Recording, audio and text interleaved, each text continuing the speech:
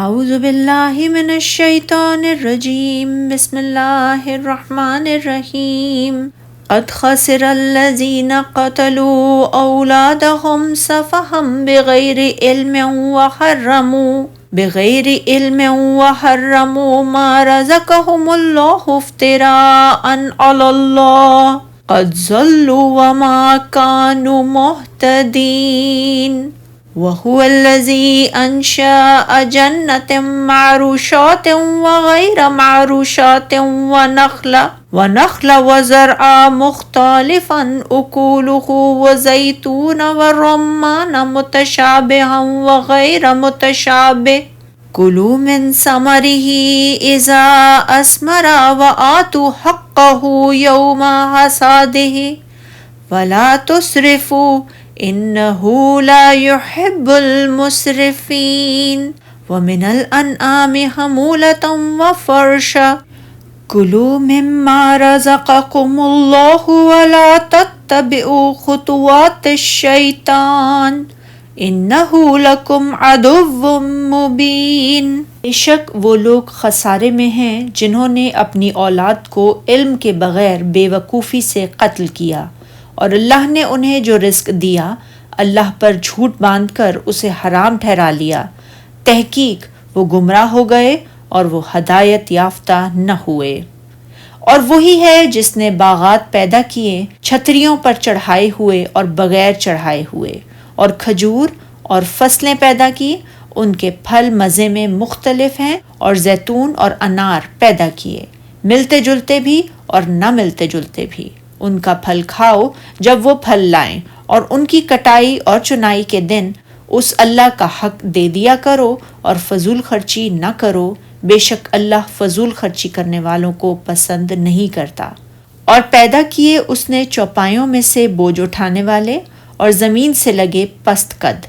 اللہ نے تمہیں جو رزق دیا ہے اس میں سے کھاؤ اور شیطان کے قدموں کی پیروی نہ کرو، بے شک وہ تمہارا کھلا دشمن ہے۔ اللہ تعالیٰ نے فرمایا ہے کہ جن لوگوں نے یہ کام کیے وہ دنیا اور آخرت میں گھاٹے میں پڑ گئے۔ دنیا میں اپنی اولاد کو قتل کرنے کی وجہ سے گھاٹے میں پڑ گئے، اور اپنے اموال میں سے کچھ چیزوں کو از خود حرام قرار دے کر اپنے آپ کو تنگی اور مشکل میں ڈال لیا، اور آخرت میں اللہ تعالیٰ پر کذب و افطرا باندھنے کی وجہ سے بدترین انجام سے دوچار ہوں گے، جیسا کہ اللہ تعالیٰ نے فرمایا سورہ یونس میں، بے شک جو لوگ اللہ پر جھوٹ باندھتے ہیں فلاح نہیں پائیں گے، ان کے لیے جو فائدے ہیں دنیا میں ہیں، پھر ان کو ہماری ہی طرف لوٹ کر آنا ہے، اس وقت ہم ان کو عذاب شدید کے مزے چکھائیں گے کیونکہ کفر کی باتیں کیا کرتے تھے۔ عربوں کی جہالت کے بارے میں اللہ تعالیٰ نے ارشاد فرمایا، بے شک جن لوگوں نے اپنی اولاد کو علم کے بغیر بے وقوفی سے قتل کیا اور اللہ پر افطرا کر کے اس کی عطا فرمائی ہوئی روزی کو حرام ٹھہرایا، وہ گھاٹے میں پڑ گئے، وہ بلا شبہ گمراہ ہیں اور ہدایت یافتہ نہیں ہیں۔ اللہ تعالیٰ ہی نے پھلوں، دانوں اور چوپایوں کو پیدا فرمایا ہے۔ اللہ تعالیٰ نے بیان فرمایا ہے کہ وہی ہر قسم کے فصلوں، پھلوں اور چوپایوں کا خالق ہے، مگر ان مشرکوں نے اپنی فاسد آرا کے ساتھ ان چیزوں میں تصرف کیا اور ان میں سے بعض کو حرام اور بعض کو حلال ٹھہرا دیا۔ ارشاد باری تعالیٰ ہے، اور اللہ ہی تو ہے جس نے باغ پیدا کیے چھتریوں پر چڑھائے ہوئے بھی اور جو چھتریوں پر نہیں چڑھائے ہوئے بھی۔ علی بن ابو طلحہ نے حضرت ابن عباس رضی اللہ تعالیٰ عنہ سے روایت کیا، معروشات سے بلند و بالا اور طویل درخت مراد ہیں، اور ایک روایت میں ہے کہ اس سے مراد وہ باغات ہیں جنہیں لوگوں نے چھتریوں پر چڑھایا ہو، اور غیر معروشات سے مراد جنگلوں اور پہاڑوں میں پیدا ہونے والے پھل ہیں۔ حضرت ابن عباس رضی اللہ تعالیٰ عنہ سے روایت ہے کہ انگوروں کی بیلیں ہیں جنہیں چھتریوں پر چڑھا لیا گیا ہو، اور غیر معروشات سے مراد ایسی بیلیں جنہیں چھتریوں پر نہ چڑھایا گیا ہو۔ اور ابن جریج نے کہا کہ متشابہہ سے مراد وہ پھل ہیں جو شکل و صورت کے اعتبار سے آپس میں ملتے جلتے ہیں، اور غیر متشابہ سے مراد وہ ہیں جو اپنے ذائقے کے اعتبار سے ایک دوسرے سے مختلف ہیں۔ ان کے پھل کھاؤ جب وہ پھل لائیں، یعنی کھجور اور انگور وغیرہ پھل کھاؤ۔ ارشاد الہی، اور جس دن پھل توڑو اور کھیتی کاٹو اللہ کا حق بھی اس میں سے ادا کرو۔ مجاہد فرماتے ہیں اگر مسکین آ جائیں تو انہیں بھی پھلوں میں سے دو، اور امام عبدالرزاق نے مجاہد سے روایت کیا کہ کھیتی کاٹتے وقت اور پھل توڑتے وقت مسکینوں کو بھی مٹھی بھر دے دیا جائے۔ سعید بن جبیر سے روایت ہے کہ یہ حکم زکوٰۃ کی فرضیت سے پہلے تھا کہ مسکینوں کو مٹھی بھر غلہ یا پھل دے دیا جائے اور ان کے جانوروں کے لیے بھی ایک مٹھی چارہ دے دیا جائے۔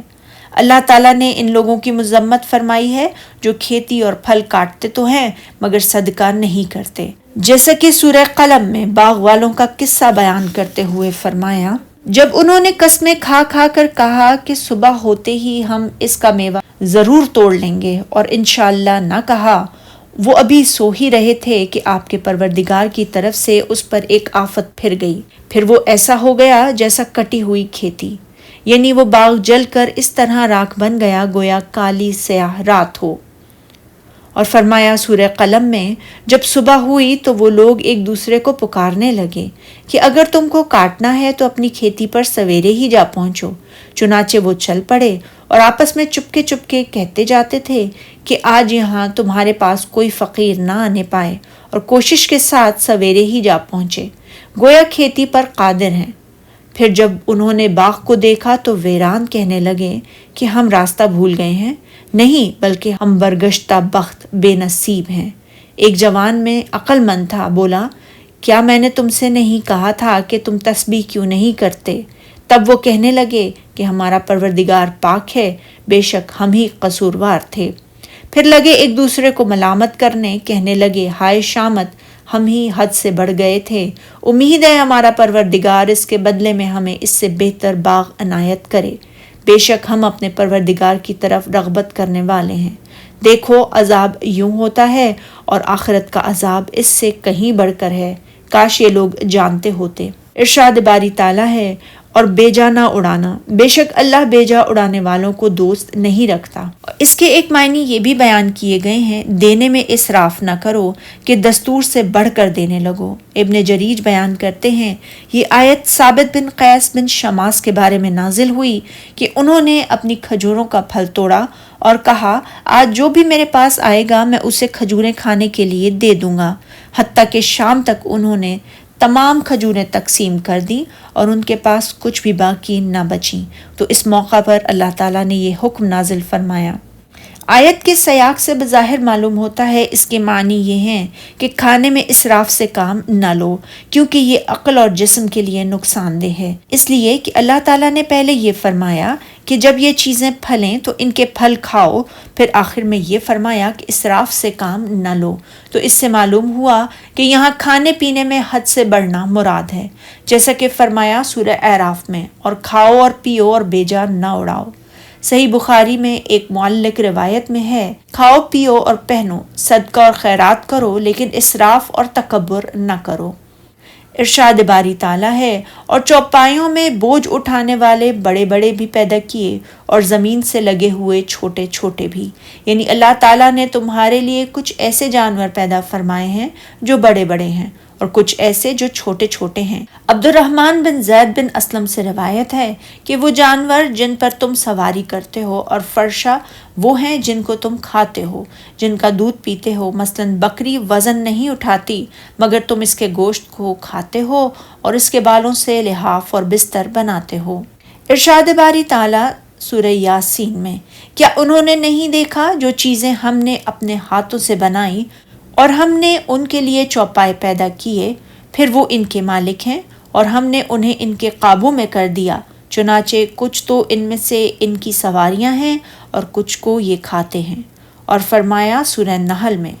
اور بے شک تمہارے لیے چوپایوں میں بھی مقام عبرت اور غور ہے کہ ان کے پیٹوں میں جو گوبر اور لہو ہے اس کے بیچ سے ہم تم کو خالص دودھ پلاتے ہیں جو پینے والوں کے لیے نہایت خوشگوار ہے، اور ان کی اون اور پشم اور بالوں سے تو اسباب اور برتنے کی چیزیں بناتے ہو جو مدت تک کام دیتی ہیں۔ ارشاد باری تعالیٰ ہے، اللہ کا دیا ہوا رزق کھاؤ، یعنی پھلوں، فصلوں اور چوپایوں سب کو اللہ تعالیٰ ہی نے پیدا فرمایا ہے، اور اس نے ان سب چیزوں کو تمہارے لیے رزق بنا دیا ہے۔ اور شیطان کے قدموں پر نہ چلو، یعنی شیطان کے طریقے اور احکام پر نہ چلو، جیسا کہ ان مشرکوں نے شیطان کی پیروی کو اختیار کیا جنہوں نے اللہ تعالیٰ کے عطا کردہ رزق کو حرام قرار دے لیا تھا۔ یعنی اللہ تعالیٰ کی طرف غلط بات منسوب کرتے ہوئے انہوں نے اپنے لیے پھلوں اور فصلوں میں سے بعض چیزوں کو حرام قرار دے لیا تھا۔ یقیناً وہ تمہارا سری دشمن ہے۔ لوگو، شیطان تمہارا ایسا کھلم کھلا دشمن ہے کہ اس کی دشمنی بالکل ظاہر ہے،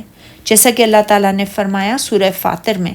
بے شک شیطان تمہارا دشمن ہے، تم بھی اسے دشمن ہی سمجھو۔ وہ اپنے پیرووں کے گروہ کو بلاتا ہے تاکہ وہ دوزخ والے ہو جائیں، اور فرمایا سورہ اعراف میں، اے بنی آدم دیکھنا کہیں شیطان تمہیں بہکا نہ دے، جس طرح تمہارے ماں باپ کو بہکا کر بہشت سے نکلوا دیا اور ان سے ان کے کپڑے اتروا دیے تاکہ ان کے سطر ان کو کھول کر دکھا دے، اور فرمایا سورہ کہف میں، کیا تم اس کو اور اس کی اولاد کو میرے سوا دوست بناتے ہو